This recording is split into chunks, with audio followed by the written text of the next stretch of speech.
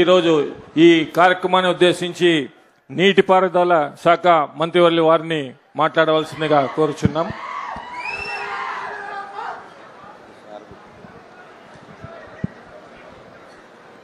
వేదికను అలంకరించినటువంటి గౌరవ ముఖ్యమంత్రి వర్యులు నారా చంద్రబాబు నాయుడు గారికి, అదేవిధంగా వేదిక మీద ఉన్నటువంటి గౌరవ మంత్రివర్యులు, శాసనసభ్యులు, పార్లమెంటు సభ్యులు, అధికారులు, రైతులు, వేదిక ముందున్నటువంటి రైతు సోదర సోదరీమణులకు, పాత్రికేయ మిత్రులకు అందరికీ కూడా నమస్కారాలు. మీ అందరికీ కూడా ముందుగా తెలియజేసుకుంటూ ఉన్నా. ఈరోజు చాలా సంతోషం, చాలా ఆనందం.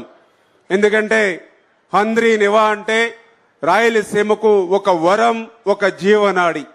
అటువంటి జీవనాడి అయినటువంటి హంద్రీ నివాకు ఆ రోజు అన్న నందమూరి తారక రామారావు గారి దగ్గర నుండి మరి నారా చంద్రబాబు నాయుడు గారు మరి సువర్ణ హస్తాలతో భూమి పూజ దగ్గర నుండి మరి ఈరోజు 3850 క్యూసిక్ల సామర్థ్యం కలిగినటువంటి పంపుల ద్వారా మరి ఈవేళ హంద్రీ నివాకు నీరు అందించడం అని అంటే ఈవేళ రాయలసీమ మీద చంద్రబాబు నాయుడు గారికి ఉన్నటువంటి చిత్తశుద్ధికి ఇది ఒక నిదర్శనం. ఎందుకు ఈ మాట చెప్తూ ఉన్నానంటే ఆ రోజు 2019 సమయానికి 3850 క్యూసిక్ల సామర్థ్యం కలిగినటువంటి మోటార్లు ఆల్రెడీ బిగించబడి ఉన్నాయి హంద్రీ నివా మీద. ఆ రోజు అధికారంలోకి వచ్చినటువంటి ముఖ్యమంత్రి 2020 కల్లా హంద్రీ నివాను వైండింగ్ చేసి లైనింగ్ చేసి ఆ 3850 క్యూసిక్లు నీరు ఇస్తానని ప్రగల్భాలు పలికాడు. ఒక సంవత్సరం కాదు కదా, 5 సంవత్సరాలు 2019 నుంచి 2024 వరకు 5 సంవత్సరాల్లో హంద్రీ నివా మీద ఒక తట్ట మట్టి తీయలేదు, హంద్రీ నివా మీద ఒక్క రూపాయి ఖర్చు పెట్టలేదు, హంద్రీ నివా మీద ఒక్క అరబస్తా సిమెంట్ పని చేయలేదు. పనులు చేయకపోయాడు.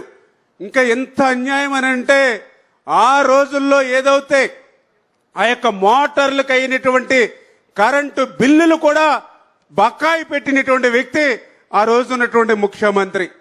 అంటే నాకు తెలుసుండి నేను పరిశీలించిన దాని మీదట ఈ యొక్క రాయలసీమకు ఏ ముఖ్యమంత్రి చేయనటువంటి ద్రోహం దగ జగన్మోహన్ రెడ్డి చేశాడనే దానికి హంద్రీ నివా యొక్క ఉదాహరణ అని చెప్పి సందర్భంగా తెలియజేసుకుంటూ 5 సంవత్సరాల్లో ఆయన చేయనటువంటి పనిని 5 సంవత్సరాల్లో మరి ఆ 3850 క్యూసిక్లకి సామర్థ్యం అవసరమైనటువంటి వైండింగ్ ఆయన చేయనటువంటి పనిని ఒక్క సంవత్సరంలో చేసి చూపించినటువంటి వ్యక్తి నారా చంద్రబాబు నాయుడు గారు అనేటువంటి విషయం.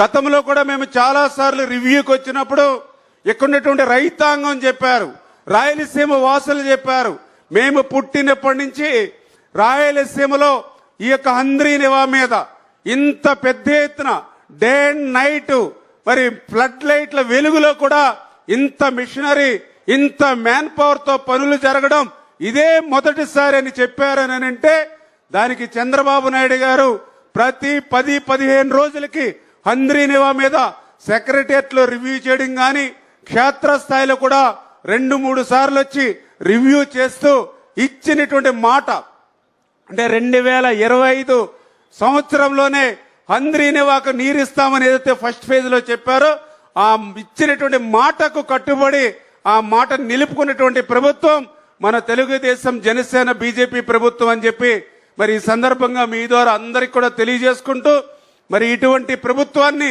మనం కూడా ఆదరించవలసినటువంటి అవసరం. ఎందుకంటే ఈరోజు 3890 కోట్ల రూపాయలు హంద్రీ నివాకు పెట్టి ఈవేళ 8 లక్షల ఎకరాలకు మరి సాగునీరు అందించాలనేటువంటి ప్రయత్నం మరి ఈవేళ ముఖ్యమంత్రిగా చంద్రబాబు నాయుడు గారు చేస్తూ ఉంటే మరొక నాయకుడు చెప్తూ ఉన్నాడు రప్పా రప్పా అంటూ నరుక్కుంటూ పోతానని చెప్పి.